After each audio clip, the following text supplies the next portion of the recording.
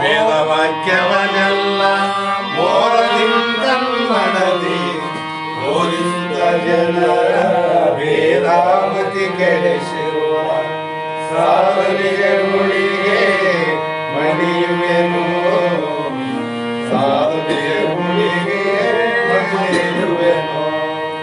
ನಿಜವನ್ನರಿಸುವ ಶ್ರೀ ನಿಜ ಗುಳಿಯ ಗ್ರಂಥವನ್ನು ನಿಜವಾಗಿ ನಿಜ ಬೆಳಗಿಸುವ ಸುಜನರಿಗೆ ನಿತ್ಯ ನಮಿಸುವೆನು, ಸುಜನರಿಗೆ ನಿತ್ಯ ನಮಿಸುವೆನು. ಬಂದ ಜೀವರಿಗೆಲ್ಲ ಅದ್ವೈತ ಬೋಧನೆ ಸುಂದರನ್ನಾಗಿ ಕೈದ ಶ್ರೀ ಜಯಿಸಿದ ಸಿದ್ಧರುಡರಿಗೆ ನತನವೇ, ಸಿದ್ಧರುಡರಿಗೆ ನತನವೇ. ಬಹಳ ಬಲವೇ ವೇದಾಂತಕ್ಕೆ ಸರಿ ಬಾಳ ಗರ್ಜನೆ ಕೇಳುವ ತನಕ ಬಾಳ ಕೂಗುತ್ತಲಿಪ್ಪವೇ ಶಾಸ್ತ್ರವೆಂಬುವ ಹರಿಗಳು. ಬಾಳ ಶಕ್ತಿಯ ಶುಂಭ ಗರ್ಜನೆ ಬಾಳ ಕೇಳಿದ ಬಳಿಕ ಕೂಗವು. ಬಾಳ ಕೇಳಲು ಬೇಕು ವೇದಾಂತೆಂಬ ಶಾಸ್ತ್ರವನ್ನು.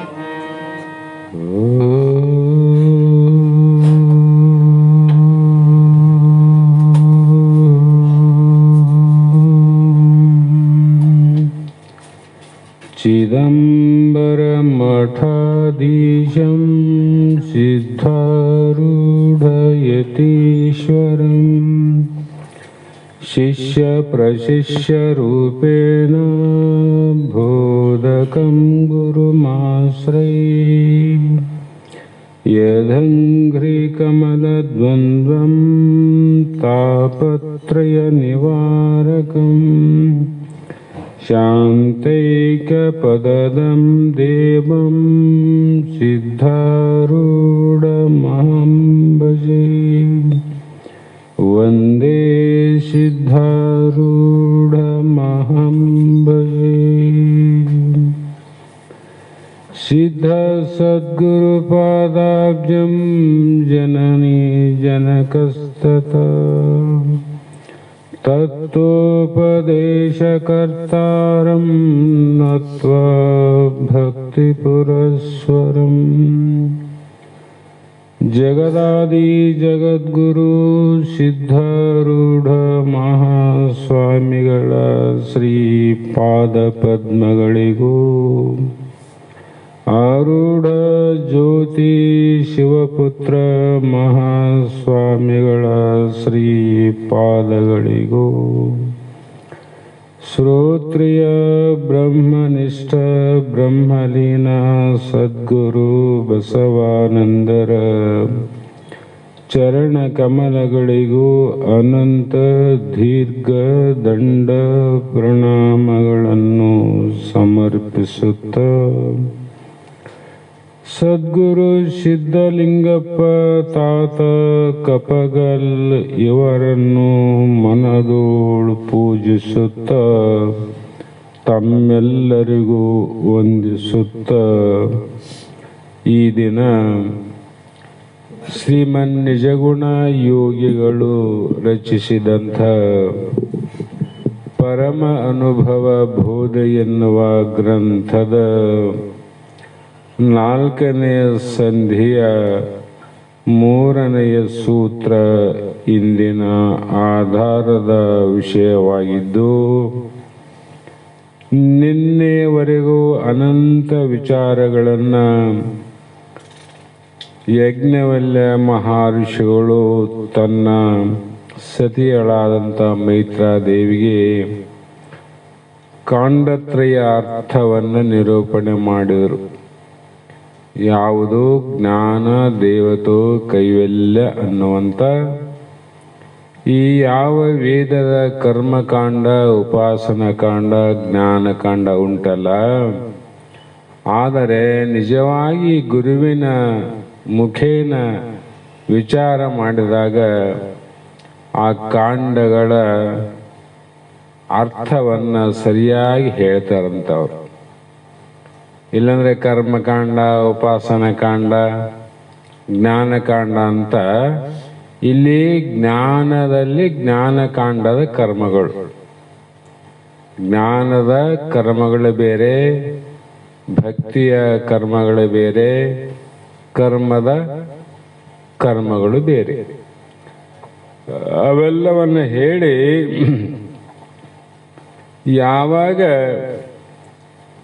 ಇಂಥ ವಿಚಾರವನ್ನು ಗುರುವಿಂದೇ ಪರತತ್ವವದು ದೋಷರಹಿತಮಾಗಿರೇ ತಿಳಿಯುವುದು ಶಿಷ್ಯ ನೆನಪನು. ನಿನ್ನೆ ಶಿಷ್ಯ ಅಂತ ಯಾರಿಗೆ ಹೇಳಬೇಕಂತ ಹೇಳಿರಲಿಲ್ಲ.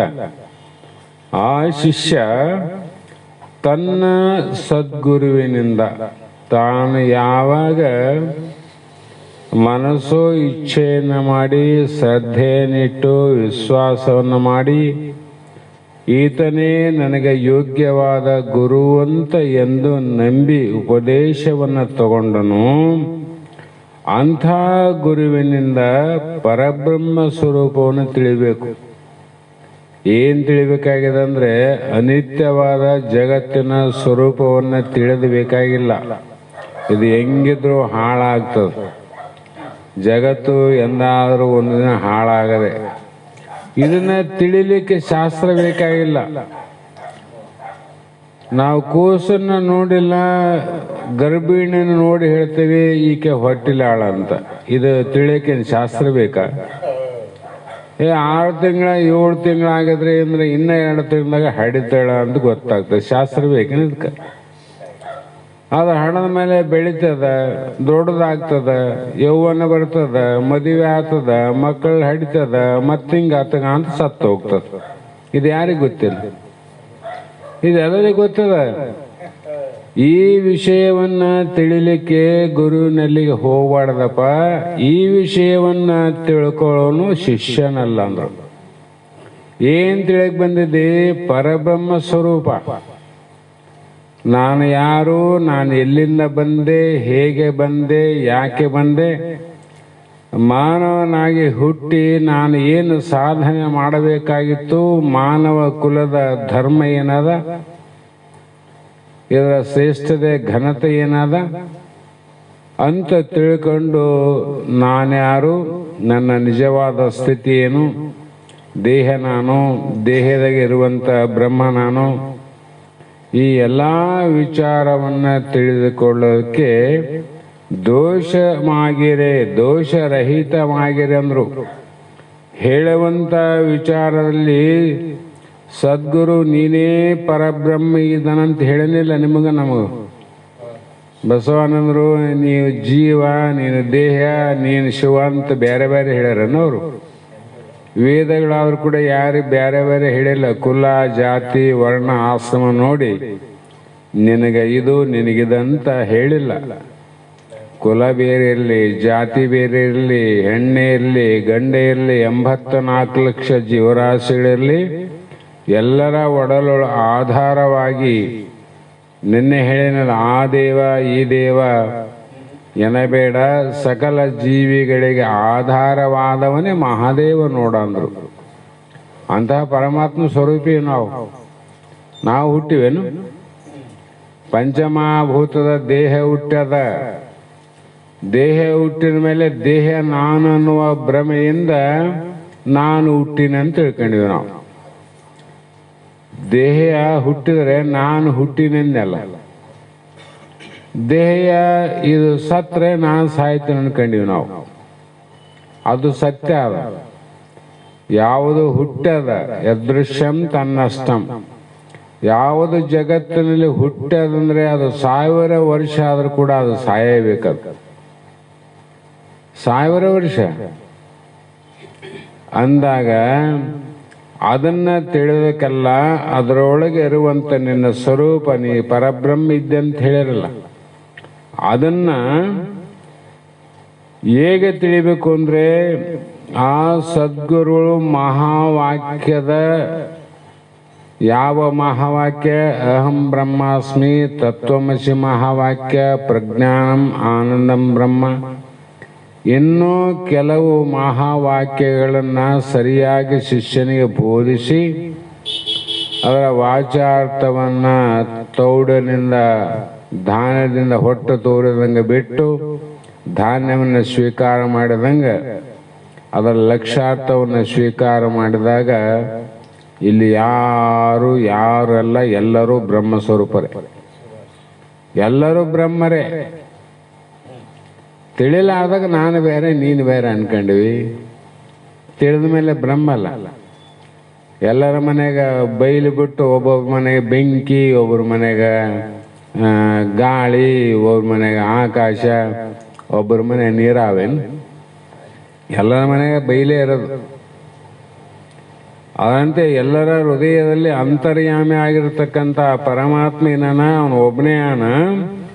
ಹಾಗಾಗಿ ಅಂಥ ವಿಚಾರವನ್ನ ಗುರುಗಳಿಂದ ದೋಷರಹಿತವಾಗಿರೇ ಅಂದ್ರೆ ಗುರು ಹೇಳುವಾಗ ನಿನಗೆ ಸಂಶಯ ಬಂದದ್ದಾದರೆ, ದೋಷ ನಿನಗೆ ಕಂಡ್ರೆ ಅದನ್ನ ಪುನಃ ಪುನಃ ಗುರುಗಳ ಮುಂದೆ ಅದನ್ನ ವ್ಯಕ್ತಪಡಿಸಿ ಸಂಶಯವನ್ನ ಕಳೆದುಕೊಂಡು ಶ್ರವಣ ಮನನ ನಿಧ್ಯಾಸವನ್ನು ಮಾಡಂದ್ರು.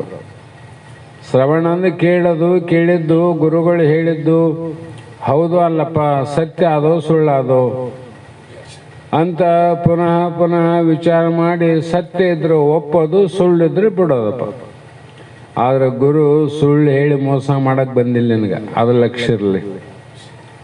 ಸಾಕ್ಷಾತ್ ಭರ್ಗೋ ನರಾಕೃತಿ ಅಂದ್ರೆ ಭಗವಂತ ಲೋಕ ಕಲ್ಯಾಣಕ್ಕಾಗಿ ಜಗತ್ತಿನ ಜೀವಿಗಳಿಗಾಗಿ ಉದ್ಧಾರ ಮಾಡೋಕ್ಕೋಸ್ಕರವಾಗಿ ಇಷ್ಟೆಲ್ಲ ವೇದಾಂತ ಡಿಂಡಿಮನ್ನ ಸಾರ್ಯಾರವರು. ನಮಗೆ ಕೆಟ್ಟದ್ದು ಮಾಡ್ಬೇಕಂತ ಮಾಡ್ಯಾನೇನು ಅವನು ಅಂದಾಗ ನಾವು ಯಾವ ರೀತಿ ಅಂದರೆ ಬಹಳ ವಿಶೇಷವಾದ ಶ್ರದ್ಧೆ ನೀಡಬೇಕು, ವಿಶ್ವಾಸವನ್ನಿಟ್ಟು ಆ ಮೂರು ಪುರುಷಾರ್ಥ ಹೀನನಾಗಬೇಕಾಗುತ್ತದೆ. ಆದ್ದರಿಂದ ಮುಂದೆ ಹೇಳುವ ಶ್ರವಣಾದಿ ದೋಷಗಳು ಬಾರದ ಹಾಗೆ ಶ್ರವಣವನ್ನು ಮಾಡತಕ್ಕದ್ದು. ಅಂಗಡಿಗೆ ಹೋಗ್ತಿದ್ದಿ, ಇಲ್ಲಿ ಹುಡುಗರಿಗೆ ಆಗಲಿ ಮನೆಗೆ ಹೆಂಡತಿ ಆಗಲಿ, ರಾಯಚೂರಿಗೆ ಹೋಗ್ತೀನಿ ಸಂತಿಗೆ ಅಂದಿ, ಗಂಡ ಆದವನು ಕೈ ಚೀಲ ಆದ, ರೊಕ್ಕ ಆದ, ಎಲ್ಲ ಅದ, ಏನೇನು ತರಬೇಕಂತ ಕೇಳಿದಾಗ ಹೇಳಿಲ್ಲ ಇಂಥದ್ದು ಇಷ್ಟು ಇಷ್ಟು ಇಷ್ಟು ಇಷ್ಟು. ನೀನು ಇಲ್ಲೇ ಕೇಳಿದ್ದೆ, ಬಾಗಿಲು ದಾಟದಾಗ ಏನೋ ಒಂದು ಸಂಶಯ ಬಂತು ನೆನಪಿನಲ್ಲಿ. ಮತ್ತೆ ಮನೆಗೆ ಬಂದು ಹೇಳ್ತೀನಿ ಕೇಳುತ್ತಿಲ್ಲ, ಏನೇನು ತಾಂಬರಂತ ಹೇಳಿದಲ್ಲ, ಅರೆ ಈಗ ಹೇಳಿದ್ನಲ್ಲೋ ಅಂತ. ಹೌದು ಹೇಳಿದ್ದಿ, ಅದನ್ನ ನೆನಪಾಗ್ಯದ, ಸಂಶಯ ಆಗ್ಯದ, ಇನ್ನೊಂದ್ಸಲ ಹೇಳಿ ಏನು ತಪ್ಪ ಅಂತ ಕೇಳ್ತಿಲ್ಲ. ಮತ್ತೆ ಇಲ್ಲಿ ಆದ್ರೆ ಕೇಳಕ ನಾಚಿಗಿಲ್ಲ, ಹೆಣ್ತಿಯಲ್ಲಿ ಕೇಳಕ, ಗುರುವಿನಲ್ಲಿ ಕೇಳಕ ನಾಚಿಗೆ ಬರ್ತದೆ. ಅದಕ್ಕೆ ಅಂತಪ್ಪ ಶಿಷ್ಯ ಏನು ಮಾಡ್ತಾನಂದ್ರೆ ಏಕಾಂತದಲ್ಲಿ ಗುರುವಿನ ಕುರಿತು ತನ್ನ ಸಂಶಯ ನಿವೃತ್ತಿಯನ್ನು ಮಾಡೋದಕ್ಕೋಸ್ಕರವಾಗಿ ಆತನನ್ನ ತೃಪ್ತಿಗೊಳಿಸಿ ತನಗೆ ಬಂದಂಥ ಸಂಶಯವನ್ನು ಕೇಳೋನೇನ ಅವನು ನಿಜವಾದ ಶಿಷ್ಯ. ತನಗೆ ಬಂದಂಥ ಸಂಶಯವನ್ನ ತನಗಿಂತ ಹೆಚ್ಚಿಗೆ ಸಂಶಯ ಬಂದಿರ್ತಾವ ಅಂಥವ್ರ ಮುಂದೆ ಹೋಗಿ ಇವನು ಸಂಶಯ ಕೇಳ್ತಾವ. ಏನಪ್ಪ ಗುರುಗಳು ನಿನ್ನೆ ಏನು ಹೇಳಿದ್ರೆ ಶಾಸ್ತ್ರದಾಗ ಹೇಳ್ತಾರೇನ, ಅವನು ನೀನು ಭಾಳ ಚಲೋ ಇದ್ದಿ, ನಿನಗಿಂತ ಅವು ದಡ್ರಾರ, ನಿನಗೊಂದು ಸಂಶಯ ಬಂದರೆ ಅವ್ರಿಗೆ 100 ಸಂಶಯ ಅವ್ರು ಏನು ಹೇಳ್ತಾರೆ ನಿಮ್ಗೆ. ಅದಕ್ಕಾಗಿ ಏನು ಮಾಡಬೇಕು ಅಂದರೆ ಬಹಳ ಕೇಳಲು ಬೇಕು ವೇದಾಂತ ಎಂಬ ಶಾಸ್ತ್ರವನ್ನು, ಅದು ಬಿಡಬಾರ್ದು ನೋಡ್ರಿ. ಇದಕ್ಕೇನಾದ ಸಂಶಯ ಹೋಗ್ಬೇಕಾದ್ರೆ ಈಗ ಬಂದು ಸಂಶಯ ಶಾಸ್ತ್ರ ಮುಗಿದ್ರಾಗ 20 ಸಲ ಬಂದು ಹೋಗಿರ್ತಾವ. ಅವಾಗ ಗೊತ್ತಾಗ್ತದ, ಹೋ ಅವತ್ತು ಹೇಳಿದ್ದು ಸಂಶಯ ಬಂದಿತ್ತು, ಇವತ್ತ ಪಕ್ಕ ಆಯ್ತು ನೋಡಂತ. ಇದನ್ನ ಮಾಡೋದಿಷ್ಟೇ. ಹಾಗಾಗಿ ಗುರು ಮತ್ತು ಶಿಷ್ಯ ಎಂಥವ್ರು ಇದನ್ನು ಮಾಡ್ತಾರಂದ್ರೆ ಇಬ್ಬರ ಲಕ್ಷಣವನ್ನು ಹೇಳ್ತಾರೆ. ಲಕ್ಷಣ ಅಂದ್ರೆ ಅವರ ಗುರುತು ಅಂತ. ಗುರುಪಾದ ಭಕ್ತಂಗೆ ಪರಮ ವಿರಕ್ತಂಗೆ ಪರಿಣಿತ ಚಿತ್ತಂಗೆ ಶಿಷ್ಯಂಗೆ ಪರಮಾತ್ಮ ಪದವನು ನಿರಾಪೇಕ್ಷನೆನಿಸಿ ಸದ್ಗುರು ವರನು ಒಲವೆಂದೇ ತಿಳಿಪದು. ಶಾಸ್ತ್ರಗಳು ಇಬ್ಬರಿಗೆ ಕಾನೂನುಗಳು, ಗುರುವಿಗೆ ಕಾನೂನು, ಶಿಷ್ಯಗೂ ಕಾನೂನು. ಈ ಕಾನೂನನ್ನ ಗುರುವಾಗಿ ತಪ್ಪಿದ್ರು ಅವನು ಯಮಲೋಕಕ್ಕೆ ಹೋತಾನ, ಶಿಷ್ಯನಾಗಿ ಕಾನೂನು ಮೀರಿದ್ರು ಕೂಡ ಅವನು ಹೋಗೋನಲ್ಲ. ಕಾನೂನು ಒಂದೇ ಆದ್ಮೇಲೆ ಯಾರಾದ್ರೂ ಏನ್ರಿ? ಅದಕ್ಕೆ ಕಾನೂನು ಹೇಳ್ತಾರೆ. ಏನ್ ಕಾನೂನು ಅಂದ್ರೆ ಗುರುಪಾದ ಭಕ್ತಂಗೆ ಅಂದ್ರೆ ಅಂತಪ್ಪ ಗುರುವಿನಲ್ಲಿ ಯಾವ 4 ಸೇವಾದಿಗಳಲ್ಲಿ ಮೊದಲನೆಯ ಸೇವಾದಿಯಿಂದ ಪ್ರಾರಂಭ ಮಾಡಿಕೊಂಡು ಹೆತ್ತಾಗಿ ತೊತ್ತಾಗಿ ಹಿತ್ತಲದ ಮರವಾಗಿ ಗುರುವಿನ ಹತ್ತಿರದಲ್ಲೇ ಇರು ಎಂದು ಸರ್ವಜ್ಞ. ಶಿಷ್ಯ ಅದವನಿಗೆ ಏನ್ ಬೇಕಾಗ್ಯದ? ಗುರು ಬೇಕಾಗೇನೋ ಯಾರು ಬೇಕಾಗ್ಯಾರ? ಅಂತಪ್ಪ ಶಿಷ್ಯ ಇದ್ರೆ ಗುರುವಿನ ಪಾದಕ್ಕೆ ಹೋಗಿ ಅಲ್ಲಾದ್ರೆ ಬಿದ್ದಿರ್ತಾನ. ಗುರು ಪಾದಕ್ಕೆ ಶರಣಾಗತನಾಗಿ ತಾನಾದರೂ ತನ್ನ ಸಮೀಪ ಇಟ್ಟುಕೊಂಡು ಅದರ ಸಮೀಪದಲ್ಲಿ ಇದ್ದು ಆತ್ಮಜ್ಞಾನಕ್ಕೆ ಅನುಕೂಲವಾಗಲಿ ಅಂತ ಕೆಲಸ ಮಾಡ್ತಾರೆ. ತಾನಾದ್ರೂ ಹೋಗ್ಬೇಕು, ಇಲ್ಲಿ ತಾನು ಬರ್ಬೇಕು. ಗಂಡ ಹೆಂಡತಿ ಮದುವೆ ಆಗಿದ ಮಕ್ಕಳಾಗಿಲ್ಲ ಅಂದ್ರೆ ಗಂಡನ ಹೋಗ್ಬೇಕು, ಹೆಂಡತಿನ ಬರ್ಬೇಕಲ್ಲ. ಗಂಡದ್ದಲ್ಲಿ ಹೆಣ್ತನ ಬರಬೇಕು, ಹೆಂಡತಿದ್ದಲ್ಲಿ ಗಂಡನ ಹೋಗ್ಬೇಕು. ಇವರಿಬ್ಬರ ಸಂಬಂಧ ಇದ್ದಾಗ ಮುಂದೆ ಪ್ರಪಂಚ ಆಗ್ತದಿಲ್ಲ. ಅದು ಕೂಡ ಇಲ್ಲಿ ಅಷ್ಟೇ. ನಾವು ಗುರು ಇದ್ದಲ್ಲಿಗೆ ನಾವಾದ್ರೂ ಹೋಗ್ಬೇಕು, ಗುರು ನಾವಿದ್ದಲ್ಲಿಗಾದ್ರೂ ಗುರುವಿನ ಬರುವಂಗೆ ನಾವು ಬೇಡಿಕೆ ಬೇಕು, ನಾವು ಬೇಡಬೇಕು. ಯಾಕೆ ನನ್ನ ಕಲ್ಯಾಣಕ್ಕಾಗಿ ನನ್ನ ಉದ್ಧಾರಕ್ಕಾಗಿ ಅಂದಮೇಲೆ ನಾ ಬೇಡಬೇಕಿಲ್ಲ. ಒಬ್ಬ ಮಗಳು ಒಬ್ಬ ಸೊಸೆ ಸಂಸಾರದಲ್ಲಿ ಜಗಳಾಡಿ ಹೋಗ್ಯಾರಂದ್ರೆ ಸೊಸೆ ಮನೆಗೆ 30 ಸಲ ತಿರುಗ್ತಿದ್ದಿ. ಮಗಳ ಸಂಸಾರಕ್ಕೆ ಹೆಚ್ಚು ಕಮ್ಮಿ ಆಗಿದಂದ್ರೆ 25 ಸಲ ಹೋಗಿ ಬರ್ತೀವಿ. ಇಲ್ಲಿ ಗುರು ಶಿಷ್ಯರಾಗಿ ಎಷ್ಟು ಸಲ ಗುರುವಿನಲ್ಲಿ ನಾವು ಹೋಗಿದ್ದೀವಿ, ಅಥವಾ ಗುರುವಿನ ಸಮೀಪದಲ್ಲಿ ಕೂಡ ನಾವು ಎಷ್ಟು ದಿನ ಕಾಲ ಹರಣ ಮಾಡಿವಂತ ವಿಚಾರ ಮಾಡಬೇಕಲ್ಲ. ಯಾಕಂದ್ರೆ ವೇದಾಂತ ಶಾಸ್ತ್ರ ಅದ, ಇದು ಪರೀಕ್ಷೆ ಅದ. ನಾನು ಯಾಕೆ ಹೊತ್ತಿ ಹೇಳ್ತೇನೆ, ಪರೀಕ್ಷಾ ಮುಂದ ಆ ಪರೀಕ್ಷೆಯನ್ನ ತೇರ್ಗಡೆ ಆದಾಗ ಮುಂದ ಪಾಸ್ ಎಲ್ಲ ನಪಾಸೆ. ಪಾಸ್ ಅಂದ್ರೆ ಏನೋ ಮುಕ್ತ ಆಗ್ತಿದ್ದಿ, ನಪಾಸ್ ಅಂದ್ರೆ ಏನಂದ್ರೆ ಮತ್ತೆ ತಾಯಿ ಗರ್ಭಕ್ಕೆ ಬರ್ತಿದ್ದಿ, ಹುಡ್ತಿದ್ದಿ. ಇಷ್ಟೇ ವ್ಯತ್ಯಾಸ. ಅದಕ್ಕೆ ಗುರುಪಾದ ಸೇವೆ ಯಾವಾಗ ಬರ್ತದ? ಒಂದು ನಿಜಗುಂಡ ಪದ್ಯ ಹೇಳ ನೋಡ್ರಿ, ಯಾವುದು? ಗುರುಪಾದ ಸೇವೆ ಒಲೆಗುಂದೆ ಮಾಡದ ಅಲ್ಲದ ಇನ್ನೊಂದು ಪದ್ಯದಲ್ಲಿ ಗುರುಪಾದ ಸೇವೆ ಒಲಮೆಗೆ ಪರಮುಕ್ತಿಯೇ ಸೂಚನೆ ಅಂದ್ರ ಅವನು ಯಾಕೆ ಸೇವೆ ಮಾಡ್ತಾನ? ಗುರುವಿನ ಪಾದ ಒಳಗ ಮತ್ತೆ ಮೇಲೆ ಮೇಲೆ ಇಲ್ಲ, ಅದು ಸೂಚನೆ ಹೇಳಿಕೊಡ್ತದ.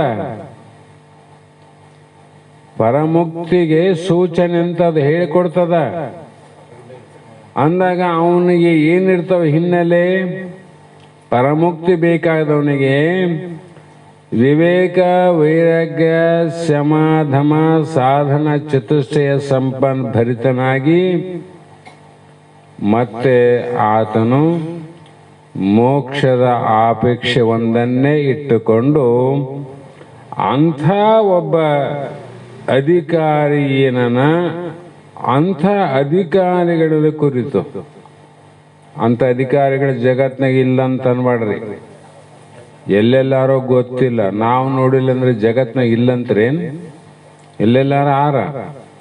ಅಂಥ ಅಧಿಕಾರಿಗಳಿಗೆ ಪರಮಾತ್ಮ ಪದವನ್ನು ನಿರಾಪೇಕ್ಷೆ ನೆನೆಸಿ ಅಂಥ ಶಿಷ್ಯನಲ್ಲಿ ಗುರುಗಳಾದವರು ಏನೊಂದು ಆಪೇಕ್ಷೆಯನ್ನ ಮಾಡದೆ,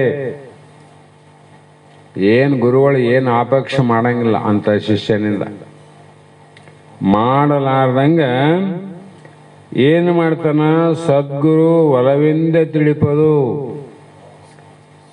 ಪ್ರೇಮದಿಂದ ಮಕ್ಕಳಿಗೆ ಬುದ್ಧಿ ಹೇಳಿದಂಗ ಸದ್ಗುರುಗಳು ಶಿಷ್ಯನಿಗೆ ಅವನ ಸ್ವರೂಪವನ್ನು ಬೋಧಿಸತಕ್ಕದ್ದು. ಬೋಧ ಮಾಡ್ಬೇಕಂತ ಅದ ಗುರುವಿಗೆ ಕಾನೂನಲ್ಲ.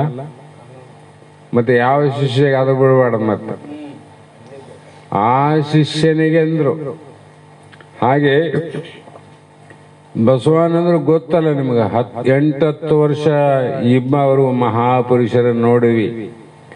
ಯಾರಿಂದ ಏನಾದ್ರು ಅಪೇಕ್ಷೆ ಮಾಡಿದ್ರೇನು? ಯಾರಿಂದ ಏನೇನು ಅಪೇಕ್ಷೆ, ಇದು ಕೊಡ್ತಾರೇನೋ, ಇದು ತರ್ತಾರೇನೋ, ಇದು ಬಿಡ್ತಾರೇನೋ, ಏನೊಂದು ಇಲ್ಲದೆ ದಯಾಳತ್ವ ಅನ್ನೋದು ಶಾಸ್ತ್ರ ದೃಷ್ಟಿಯಿಂದ ಆರ್ವ ಜ್ಯೋತಿ ಅಂತವರು ಅವರ ಅವರ ಯಾವ ಕರಕಮಲ ಸಂಜಾತರಾದಂಥ ಬಸವಾನಂದರು ಅವರೆಲ್ಲ ಅದೇ ಕಾನೂನನ್ನು ಪಾಲನೆ ಮಾಡಿಕಂತ ಬಂದ್ರು ನೋಡ್ರಿ. ನಮ್ಮ ಒಂದು ತಾಸಿನ ಪರಬ್ರಹ್ಮದ ಪರತತ್ವದ ಬೋಧ ಮಾಡೋದಕ್ಕೋಸ್ಕರವಾಗಿ 24 ತಾಸಿನಲ್ಲಿ ಅವರು ತಮ್ಮ ಏನನ್ನು ಅಪೇಕ್ಷೆ ಮಾಡಲಾರ, ತಿರುಗಾಡಬೇಕನ್ನಲಿಲ್ಲ, ಅಲ್ಲಿ ಹೋಗ್ಬೇಕನ್ನಲಿಲ್ಲ, ನೋಡ್ಬೇಕನ್ನಲಿಲ್ಲ, ನಾನು ಹೆಂಗೆ ಹೊತ್ತು ಗಡಿಬೇಕು ಅಂತ ಕೇಳಲಿಲ್ಲ. ಅದೊಂದೇ ಉದ್ದೇಶಕ್ಕಾಗಿ ಇಲ್ಲಿ ಪರತತ್ವ ನಿರಾಪೇಕ್ಷೆ ನೆನೆಸಿ ಬೋಧಿಸುವುದು ಸದ್ಗುರುಗಳು. ಅದಕ್ಕೆ ಪ್ರಮಾಣ ಇಲ್ಲ ಅವರು. ಯಾಕಂದ್ರೆ ಅಂಥ ಅಧಿಕಾರಿಗಳಿದ್ದಾಗ ಹಂಗೆ ಹೇಳ್ಬೇಕಂತ ಅದ. ಅಂತಪ್ಪ ಗುರುಗಳಿಗೆ ಅಂತಪ್ಪ ಶಿಷ್ಯರು ಸಿಗೋದು ಕಷ್ಟ. ಅಂತಪ್ಪ ಶಿಷ್ಯನಿಗೆ ಅಂತಪ್ಪ ಗುರು ಸಿಗೋದು ಕಷ್ಟ. ಕಾರಣ ಸರ್ವಜ್ಞ ಕೂಡ ಹೇಳೇನಲ್ಲ, ಕೇಳದ ಶಿಷ್ಯನಲ್ಲ, ಹೇಳದ ಗುರುವಲ್ಲ, ಹೇಳದ ಕೇಳದ ಗುರು ಶಿಷ್ಯರ ಮೇಳ ಎಂಥವುದು ಸರ್ವಜ್ಞ. ಅದೆಂಗಪ್ಪ ಸಂಬಂಧ? ಗುರು ಅಂತ ನೀನು ಹೇಳ್ತಿದ್ದಿ, ಶಿಷ್ಯ ಅಂತ ಆತ ಹೇಳ್ತಾನ. ನಿಮ್ಮ ಸಂಬಂಧ ಎದರಿಂದ ಆಯ್ತು ಅಂದ್ರೆ ಏನಿಲ್ರಿ, ಸುಮ್ಮನೆ ಎಲ್ಲರ ಆತರಂತ ನಾವು ಉಪದೇಶ ಇದೀವಿ, ಎಲ್ಲರೂ ಕೊಟ್ಟಾಗ ನಮಗೆ ಕೊಟ್ಟಾರ. ಮತ್ತು ಈಗಾದರೂ ಕೂಡ ಏನು ಸಂಬಂಧ ಅಂದರೆ ವರ್ಷಕ್ಕೊಮ್ಮೆ ಅವರು ಬರ್ತಾರೆ, ನಾವು ಕಾಣಿಗೆ ಕೊಡ್ತೇವಿ, ಕಾಲಿಗೆ ಬಿಡ್ತೇವಿ, ಮತ್ತು ಅವ್ರ ಮಟ್ಟಕ್ಕೆ ಅವ್ರನ್ನ ಕಳಿಸ್ತೀವಿ, ನಮ್ಮ ಮನೆಗೆ ನಾವು ಓದ್ತೀವಿ. ಈ ಸಂಬಂಧ ನೀವು ಗುರು ಶಿಷ್ಯರ ಸಂಬಂಧ ಅಂತಾರ. ಮೋಕ್ಷ ಮಾರ್ಗದಲ್ಲಿ ಸರಿಯಾಗಿ ಹೋಗ್ಬೇಕಾದ್ರೆ ನಿಮ್ಮದಾಯಿತು ಜಗತ್ತಿನ ಎಲ್ಲರದ್ದು ಇತಿಹಾಸ ತೆಗರಿ ಶಾಸ್ತ್ರದ ಕಾನೂನಿನಿಂದ. ಇಷ್ಟೆಲ್ಲ ಜನ ಗುರುಗಳು ಲಕ್ಷ್ಯ ಇಟ್ಟು ಇಂಥ ಒಂದು ಬ್ರಹ್ಮ ವಿಷಯವನ್ನ ವೇದಾಂತವನ್ನ ಶ್ರವಣ ಮಾಡೋದಕ್ಕೆ 1 ತಾಸು ಚಲೋ ಸಿನಿಮಾ ಬಂದರೂ ಕೂಡ ಜನ ನಿಲ್ಲಂಗಿಲ್ಲ ಟಿಕೆಟ್ ತಗೋಕ.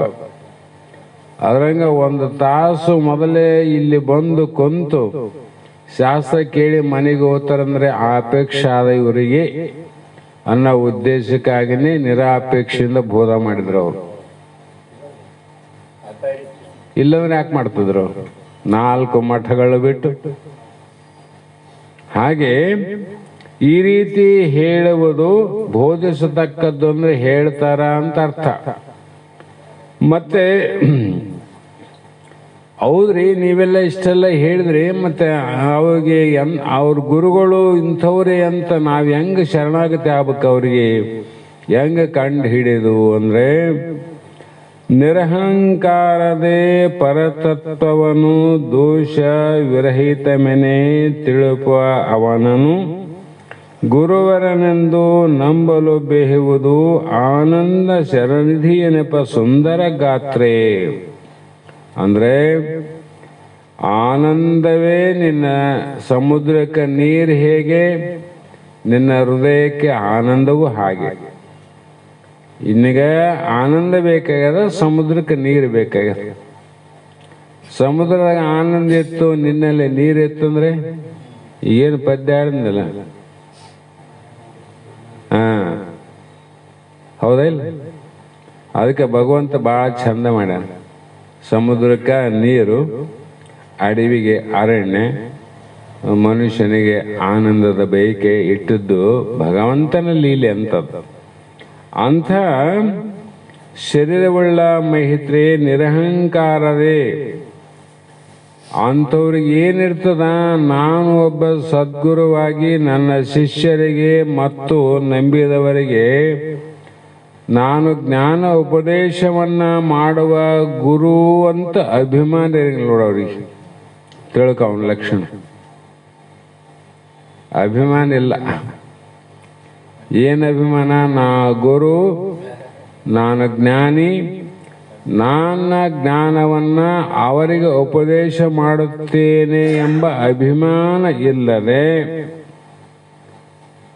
ಪರಬ್ರಹ್ಮ ಸ್ವರೂಪವನ್ನ, ಪರತತ್ವ ವಿಷಯವಂದ್ರೆ ನಿನ್ನ ಕಥೆಯನ್ನ, ಬೇರೆ ದನಿಲ್ಲ, ನಮ್ದೇ ಹೇಳಕತ್ತಾರ ಮಹಾತ್ಮರು.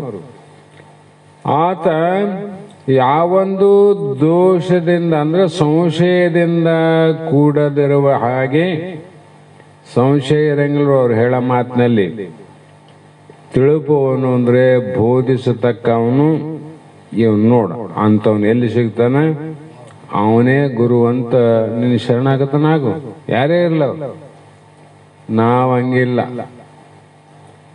ಮತ್ತೆ ಅಲ್ಲಿ ಅಂಥವ್ರಿದ್ರು ಕೂಡ ಕುಲ ನೋಡ್ತೀವಿ, ಜಾತಿ ನೋಡ್ತೀವಿ, ಗೋತ್ರ ನೋಡ್ತೀವಿ, ನಮ್ಮ ಸಂಬಂಧ ಇಲ್ಲ ಅಂತ ನೋಡ್ತೀವಿ, ಸಂಬಂಧ ಇಲ್ಲ ಅಂತ ನೋಡ್ತೀವಿ, ಮನವಾಳ ಒಗಿಟೆ ಅಂತೀವಿ. ಹಿಂಗೆಲ್ಲ ಹೋಗಿ ಏನಾಯ್ತು ಅಂದ್ರೆ ಕತೆ ದೂರ ಆಗ್ತಾವ. ಅದಕ್ಕೆ ಅವ್ರು ಯಾರೇ ಇರಲಿ, ಯಾವ ಕುಲದಲ್ಲಿ ಇರಲಿ, ಯಾವ ಜಾತಿಯಲ್ಲಿ, ಇಂಥ ಜ್ಞಾನದಿಂದ ಕೂಡಿದವನು ಅವನು ಸದ್ಗುರು ಅಂತ ನಾವು ಒಪ್ಪಲೇಬೇಕು. ಹಾಗೆ ಮತ್ತೆ ಅವನಿಗೆ ಗುರುವರನೆಂದು ನಂಬಲಬಹುದು. ಆತನನ್ನೇ ಅಂತ ಸದ್ಗುರು ಅಂತ ನೀನು ನಂಬಲೇಬೇಕಂದ್ರು. ನೀನಾಗ ನಂಬಲ್ಲಂದ್ರೆ ಅವ್ರೇನ್ ಮಾಡ್ತಾರ? ನೀನು ನಂಬಲಿದ್ರೆ ಅವ್ರೇನ್ ಮಾಡ್ತಾರಂತ. ಹಾಗೆ ಅಂಥವನ ಕುರಿತು ಶರಣಾಗತನಾಗಿ ನನಗೆ ಗುರು ಅಂತ ಆತನನ್ನ ಸ್ವೀಕಾರ ಮಾಡಿಕೊಳ್ಳಬೇಕು. ಇದು ಲಕ್ಷಣ. ಮತ್ತೆ ಅಂಥ ಗುರು ಸಿಕ್ಕ ಹಂಗೆ ಹೇಳ್ತಿದ್ದ, ಅಪೇಕ್ಷೆ ಇಲ್ಲ, ಅಭಿಮಾನ ಇಲ್ಲ, ನಾ ಗುರು ಅಂತ ಯಾರ ಮುಂದೆ ತೋರಿಸ್ಕೊಂಡಿಲ್ಲ. ಅಂಥ ಗುರುವಿನಿಂದ ತರುಣಿ ಕೇಳು, ಆ ಶ್ರವಣಾದಿ ದೋಷಗಳನ್ನು ವಿರಹಿತವಾಗಿ ವಿಚಾರಿಸಿ ಪರತತ್ವ ಪದವನ್ನು ಗುರುಬೋಧೆಯಿಂದ ಅವಧರಿಪದು ವರಶಿಷ್ಯನು ಒಲವಿಂದೆ. ಅಂಥ ಶಿಷ್ಯನಾದರೂ ಕೂಡ ಶ್ರವಣ ಮನನ ನಿಧಿಧ್ಯಾಸಗಳೆಂಬ ಮೂರರಲ್ಲಿ ದೋಷ ಬರಬಾರದು. ಅವು ಯಾಕೆ ಬರ್ತಾವ ದೋಷ ಅಂದ್ರೆ, ಮುಖ್ಯವಾಗಿ ಹಿಂದಿಂದ ಏನಾದ್ರು ಬಿಡ್ರಿ, ಇಲ್ಲಿ ದೋಷ ಬರೋದು ಯಾಕಂದ್ರೆ ನಿನ್ನಲ್ಲಿ ಗುರುವಿನಲ್ಲಿ ವಿಶ್ವಾಸ ಇಲ್ಲ, ಅದಕ್ಕೆ ನೀವು ದೋಷ ಬರ್ತಾವ. ಗುರುವಿನ ಮೇಲೆ ನಂಬಿಕೆ ಇಲ್ಲ, ಗುರುವಿನ ಮೇಲೆ ವಿಶ್ವಾಸ ಇಲ್ಲ, ಹಂಗಾಗಿ ದೋಷ ಬರ್ತಾವ. ಆ ಕಾರಣದಿಂದ ಅಂಥ ವಿಚಾರವನ್ನ ಮಾಡಿ ಪರಬ್ರಹ್ಮ ಪದವಿಯನ್ನ ಗುರುಬೋಧಿಯಿಂದ ಅವಧರಿಪದು ಅಂದ್ರೆ ನಿಶ್ಚಯ ಮಾಡಿಕೊಳ್ಳೋದು. ಇದು ಯಾರ ಕೆಲಸ? ಶಿಷ್ಯನ ಕೆಲಸ. ಅದು ಯಾರ ಕೆಲಸ? ಗುರುವಿನ ಕೆಲಸ. ಹೀಗೆ ಗುರು ಏನ್ ಹೇಳ್ತಾನೆ, ಜಟಿಲವಾದದ್ದು ಏನಾದಿಲ್ಲ ಅಂದ್ರೆ ಸಂಶಯ ಬರೋದು ಸಹಜ. ಎಲ್ಲಿಯವರೆಗೂ ಸೃಷ್ಟಿ ಎಂದು ಉತ್ಪತ್ತಿ ಆಗದ ಅಲ್ಲಿಂದನೇ ನಾವು ಬದುಕಿದವ್ರ, ಸತ್ತವರಲ್ಲ, ಅಲ್ಲಿಂದ ಇರೋರೆ. ಆದ್ರೆ ದೇಹಗಳು ಎಷ್ಟೋ ಸತ್ತೋಗ್ಯಾವ ಮತ್ತೆ ಹುಟ್ಟ್ಯಾವ. ಹೌದಲ್ಲ? 84 ಲಕ್ಷ ಜೀವರಾಶಿ ಅಂದ್ರೆ ಗಿಡ ಮರ ಎಷ್ಟು ಜನ್ಮ ಆಗ್ಯಾವೋ, ಪಶು ಜೀವ ಎಷ್ಟಾಗ್ಯಾವೋ, ಇಲಿ, ನಾಯಿ, ನರಿ, ಬೆಕ್ಕು, ಹಂದಿ, ಮತ್ತೆ ಎಷ್ಟೋ ಮಾನವ ಶರೀರ ಬಂದು ಹೋಗ್ಯಾವ. ಎಲ್ಲ ಶರೀರದಲ್ಲಿ ನಮ್ಮ ಬುದ್ಧಿ ಏನದ, ದೇಹ ನಾನೆಂಬ ಬುದ್ಧಿಯಿಂದ ಕೂಡಿದ್ವಲ್ಲ. ಎಲ್ಲ ಶರೀರದಲ್ಲಿ. ಆದರೆ ಈ ಗುರುಮುಖದಿಂದ ನೀನು ದೇಹ ಬುದ್ಧಿಯನ್ನು ಬಿಡು, ನೀನು ಆತ್ಮ ಬುದ್ಧಿ ಅಂದು. ದೇಹ ನೀನಲ್ಲ, ಆತ್ಮ ನೀನಂತ ಹೇಳಿದ್ರಲ್ಲ. ಈಗ ಇದನ್ನ ಕೇಳಿದ್ರು ಕೂಡ ಆ ಒಂದು ನಿಶ್ಚಯವಾದ ಜ್ಞಾನವಾಗದೆ ಸಂಶಯದ ಜ್ಞಾನ ಆಯಿತು ಅಂದರೆ ಏನು ಮಾಡಬೇಕು? ಇಷ್ಟು ಕೇಳೇವಲ್ಲ, ಪಕ್ಕ ಎಷ್ಟು ಮಂದಿಗೆ ಆಗಿದೆ ದೇಹ ನಾನಲ್ಲ ಅಂತ ಪಕ್ಕ ನಿಶ್ಚಯ. ಈ ಬಂದ್ರ ಕಳ್ಳತನ ಮಾಡಿದವನು ಪೊಲೀಸರು ಎಲ್ಲೇನ ಕುಂದಿಲ್ಲ, ಅವನು ಕುರ್ಚಿ ಮೇಲೆ ಕುಂತರೆ ಎಲ್ಲೇ ಕುಂದಿಲ್ಲ, ಬಾ ಹೊರಗೆ ಅಂತ ಅವನಿಂದ ಓದ್ತಾನಿಲ್ಲ. ಮತ್ತೆ ಇಲ್ಲೆಲ್ಲೇ ಕುಂತಿ ಯಮಧರ್ಮ ಬಂದನಪ್ಪ ನಡೆ ಹೋಗಂದ್ರ ಎಷ್ಟು ಮಂದಿ ತಯಾರಿ ಅಂದ್ರೆ ಏನದ ದೋಷ ಅದಲ್ಲ. ಹಾಗಾಗಿ ಈ ದೋಷಗಳು ಬರೋದು ಸಹಜ. ಈ ದೋಷವನ್ನ ಕಳ್ಕೋಬೇಕಾಗಿದ್ರೆ ಮುಂದೆ ಅದಕ್ಕೆ ಉಪಾಯ ಹೇಳ್ತಾರೆ. ಮತ್ತೆ ಈ ದೋಷ ಹೆಂಗೆ ಕಳ್ಕೋಬೇಕು ಅಂದ್ರೆ, ಇಲ್ಲಿ ಶ್ರುತಿ ತತ್ವಮಸಿಯನೇ ಮತಿ ಭೇದದಿಂದ ಅವಗತಿಯನ ಆ ಪದದೊಳಗೆ ಓರ್ಮೆ ರತಿಯಿಂದ ತಿಳಿಯದ ಕಥದಿಂದೇ ಕೇಳಲೆ ಸತಿ ನೀನೆಯದು ದೋಷತ್ರಯವಕ್ಕೂ. ಈ ರೀತಿ 3 ಪ್ರಕಾರ ದೋಷ ಯಾಕೆ ಬಂದು ಅಂದ್ರೆ, ಶ್ರುತಿ ಅಂದ್ರೆ ಅಲ್ಲಿ ಗುರುವಚನೆ ಶ್ರುತಿ ಅಂದ್ರಲ್ಲ, ಅಂಥ ಗುರುವಿನ ಮಾತೆ ಪರಬ್ರಹ್ಮವೆಂಬ ಅರ್ಥವುಳ್ಳ ತತ್ವಮಸಿ ಎಂಬ ಮಹಾವಾಕ್ಯ ಉಪದೇಶ ಮಾಡಿದರು. ಆಕಳು ಬೇರೆ ಬೇರೆ ತಮ್ಮ, ಹಾಲು ಒಂದೇ ಅವಂದ್ರು, ಗಡಿಗೆ ಮುಚ್ಚರ ಬೇರೆ ಬೇರೆ ಅವ, ಮಣ್ಣು ಒಂದೇ ಅಂದ್ರು, ಬಂಗಾರ ಸಾಮಾನ್ಯ ಬೇರೆ ಬೇರೆ ಅವ, ಆಭರಣ ಒಂದೇ ಅಂದ್ರು. ಅದಕ್ಕೆ ನಾಮರೂಪ ನಾನಾ ದೇಹಗಳು ಜೀವರಾಶಿಗಳು ಬೇರೆ ಇದ್ರು ಕೂಡ ಮಣ್ಣು ಒಂದೇ ಹಂಗ, ಬಂಗಾರ ಒಂದೇ ಹಂಗ, ಅದ್ರಂಗ ಪರಮಾತ್ಮ ಒಬ್ಬನೇ ಅಂತ ಹೇಳಿದ್ರು. ಹೌದಿಲ್ಲ? ಅಂದ್ರೆ ದೇಹ ಬಿಟ್ಟು ತಿಳ್ಕೋಬೇಕು ನಾವು ಪರಮಾತ್ಮ. ದೇಹ ಪರಮಾತ್ಮ ಬ್ರಹ್ಮ ಅಲ್ಲ. ಇದು ಹೋಗದೆ ಅನ್ನೋದು ಒಂದು ದಿವಸ. ಹೀಗೆ ಹೇಳಿದ್ರು ಕೂಡ ಶಿಷ್ಯನಿಗೆ ನಿಜವಾದ ಜ್ಞಾನ ಆಗಲಿಲ್ಲ ಅಂದ್ರೆ, ತೊಂಪದ ವಾಚಾರ್ಥದ ದೇಹಾದಿ ಅಹಂಕಾರಗಳಲ್ಲಿ ನಾನೆಂಬ ಪ್ರೇಮ ಏನದ ಪ್ರೀತಿ, ಅದು ಮುಂದ ನಿನಗೆ ಅವಗತಿ ಏನು ಅಂದ್ರೆ ತಿಳಿಯದಂತೆ ಮಾಡುವ ಕಾರಣದಿಂದ ಅದೇ ನೋಡಿ ತಿಳಿಲಾರ್ದಂಗೆ ಮಾಡಿದ್ದ ಅದೆಲ್ಲ. ಅದಕ್ಕಾಗಿ ವಿಪರೀತ ಬುದ್ಧಿ ಆಯ್ತು ನಿನಗೆ. ಕೇಳಿದ್ದು ವಿಪರೀತ ಬುದ್ಧಿ ಆಯ್ತು. ಗುರುಗಳು ನೀನೇ ಪರಮಾತ್ಮ ಅಂತಾರ, ನೀನೇ ಬ್ರಹ್ಮ ಅಂತಾರ, ನೀನೇ ದೇವ್ರಂತಾರ. ಪರಮಾತ್ಮ ನಾನಾಗಿದ್ನಂದ್ರೆ ಪರಮಾತ್ಮ ಹಂಗೆ ಸೃಷ್ಟಿ ಯಾಕೆ ಮಾಡ ಬರಲ್ತು? ಪರಮಾತ್ಮ ಆತ ಸರ್ವಜ್ಞಾನ, ನನಗೆ ಯಾಕ ಅಲ್ಪಜ್ಞತೆ ಪ್ರಾಪ್ತಿ ಆಯ್ತು? ಪರಮಾತ್ಮ ಹುಟ್ಟಿಲ್ಲ ಸಾವಿಲ್ಲ ಅಂತಾರ, ಮತ್ತು ನಾ ಹುಟ್ಟಿನಿ ಸಾಯ್ತೀನಿ. ಪರಮಾತ್ಮ ನಾನೇ ಆಗಿದ್ರೆ ಇವು ಯಾಕೆ ನನಗೆ ಬಂತು ಅನ್ನೋ ಸಂಶಯ ಬರ್ತಾವಿಲ್ಲ. ಆ ಕಾರಣದಿಂದ ಆ ಮಹಾವಾಕ್ಯದ ಅರ್ಥದ ಜ್ಞಾನವಾಗದ್ದರಿಂದಲೂ ಅದು ದೋಷಕ್ಕೆ ಕಾರಣ ಆಯಿತು. ಆ ದೋಷವೇ ಮುಂದ ಏನೇನು ಪರಿಣಾಮ ಆಯಿತು ಅಂತ ಹೇಳ್ತಾರೆ. ಇಲ್ಲಿ ಶ್ರವಣ ದೋಷ ಯಾವುದಪ್ಪ? ಗುರು ಮೊದಲು ಹೇಳಿದ ಶ್ರವಣ. 10 ವರ್ಷ ಏನ್ ಮಾಡಿದ್ರು? ಶ್ರವಣ ಮಾಡಿಸಿಲ್ಲ ಗುರುಗಳು. ಹೇಳಿದ್ದೇ ಕೇಳ್ರಿ, ಹೇಳಿದ್ದೇ ಹೇಳ್ರಿ ಅಂತಿದ್ರು. ಅಂತ 10 ವರ್ಷ ಕೇಳಿದ್ರು ಕೂಡ ನಾವ್ ಹೆಂಗ್ ಕೇಳಿವಿ? ಶಾಸ್ತ್ರದ ಉಪನಿಷತ್ತುಗಳ ಯಾವ ವೇದಗಳ ಪ್ರಮಾಣ ಏನದ ಅದರಂತೆ ಷಡ್ಲಿಂಗ ಪೂರ್ವಕವಾಗಿ ಕ್ರಮದಿಂದ ಕೇಳಿರಿಲ್ಲ. ಏನು ಅಲ್ಲಿಷ್ಟು ಕೇಳಿರೇನು? ಕ್ರಮದಿಂದ ಷಡ್ಲಿಂಗ ಪೂರ್ವಕವಾಗಿ ಕೇಳಿದ್ರೆ ದೋಷ ಬರ್ತಾ ಬಂದಾಗ ಎಲ್ಲೆಲ್ಲೋ 2 ದಿನ 3 ದಿನ ಹೋಗಿ ಕೇಳಿ ಬಂದೆ, ಹೇಳಿ ಬಂದೆ. ಹೇಳಿ ಬಂದವರು ಹೇಳಕ್ ಹೋದಾರಂತಾರ, ಕೇಳಿ ಬಂದ್ರೆ ಕೇಳಕ್ ಹೋಗಿ ಅಂತಾರ. ಇಲ್ಲೇನು ಹೇಳ್ತಾರೆ ಶಾಸ್ತ್ರ. ಹಾಗಾಗಿ ತನು, ಇಂದ್ರಿಯ, ಹಸು, ಅಂತಃಕರಣಗಳೆನಪ ಇವೆ.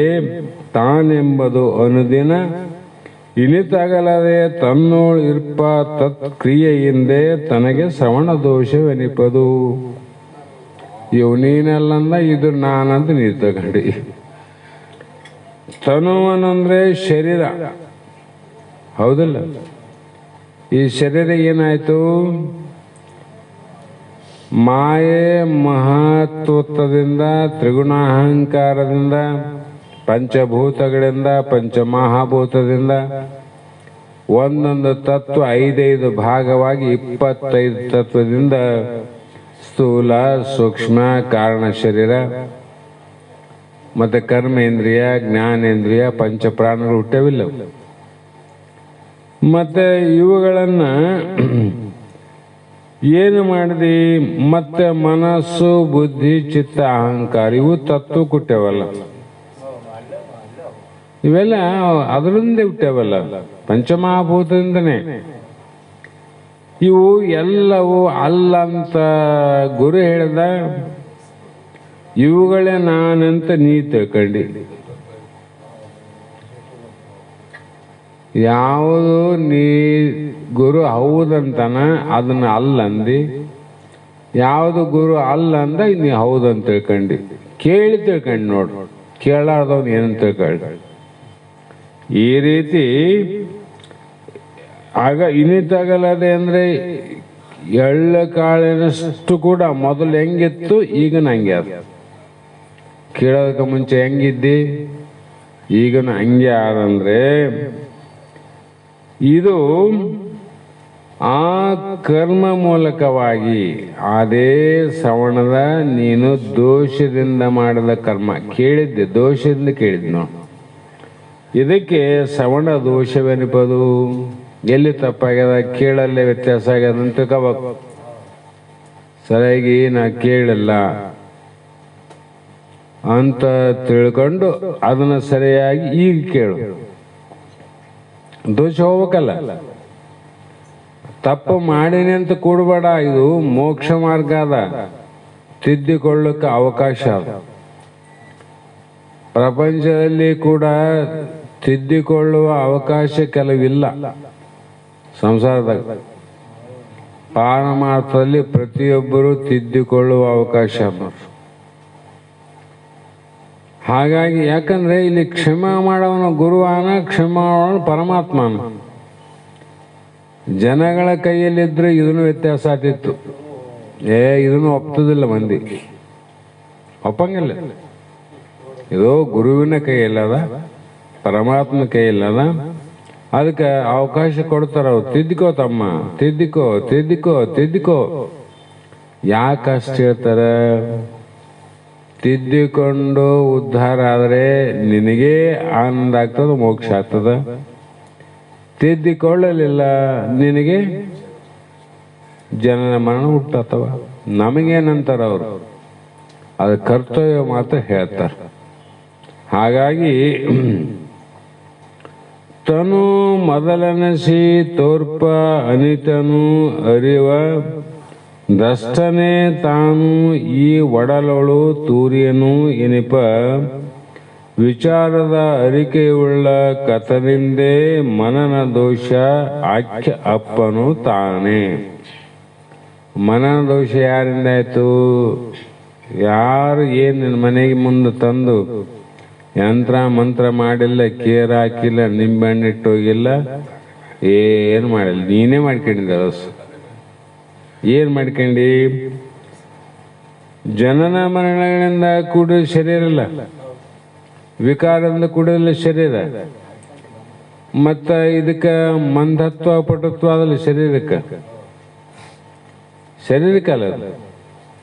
ದಪ್ಪ ಆಗೋದು ತೆಳಗಾಗೋದು ಶರೀರ ಧರ್ಮ ಅದಲ್ಲ. ಇದ್ದು ಕೂಡ ಇಂದ್ರಿಯಾದಿಗಳು ಏನು ಕೂಡ್ಯಾವ?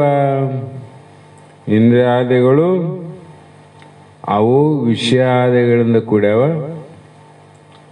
ಪ್ರಾಣಾದಿಗಳು ಏನು ಕೂಡ್ಯಾವ ಅಂದ್ರೆ ಹಸಿವು ತೃಷಗಳಿಂದ ಕೂಡ್ಯಾವ. ಪ್ರಾಣಕ್ಕಲ್ಲ ಹಸಿವು ತೃಷ, ಹೆಣಕ್ಕೆ ಬೇಕಾಗ್ಯದ. ಅದು ಸತ್ತ ಹೆಣಗಳಲ್ಲೂ ಮುಂಜಾನೆ ಏನು ಮಾಡಿದ್ರೆ ಅಡಿಗೆ ಅಂತ ಕೇಳಿದ್ರೆ ದಿಕ್ಕತ್ತುತ್ತದೆ. ಯಾರ ಮನೆಯಾಗ ದುಡಿದು 1000 ಮಂದಿ ದುಡಿದು ಸಾಕಾಗ್ತಿದ್ದಿಲ್ಲ. ಹುಟ್ಟಿದವರೆಲ್ಲರೂ ಬೇಡಿದ್ರೆ ಅವ ಹಂಗೆ ಕೇಳ್ಕೊಂಡ್ ಮುಂದೆ ಹೋಗ್ತಾವಂತ ನೀಡ್ಕೊಂತಾರ.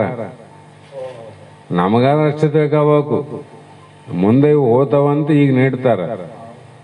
ಯಾಕೆ ಹೋಗವಲ್ಲ, ಇನ್ನೇನು ವಯಸ್ಸಾಗ್ಯದ ಎಲ್ಲ ಆಗ್ಯದ, 4 ದಿನದ ಹೋಗ್ತಾವ ಪೀಡ ಅಂತೇಳಿ ನೀಡ. ಎಲ್ಲರ ಹಂಗೆ ಅಂತ ಹೇಳಂಗಿಲ್ಲ, ಚಲೋರು ನಾರ. ಅದು ಈ ಕಲಿಯುಗದಲ್ಲಿ ಚಲೋರು ಸಿಗೋರು ಬಹಳ ಕಡಿಮೆ. ಬರೇ ಒಳಗೊಂದು ಗುರಿ ಇಟ್ಕೊಂಡೆ ನಮ್ಮ ಪ್ರೇಮ ಮಾಡೋರ ಸಂಸಾರದಲ್ಲಿ. ಅದು ಕುಟಿಲ ಪ್ರಪಂಚ ಅಂತಿದ್ದ ತಾತ. ಸಂಸಾರ ಕುಟಿಲ ತಮ್ಮ ನಿನಗೇನು ಗೊತ್ತು.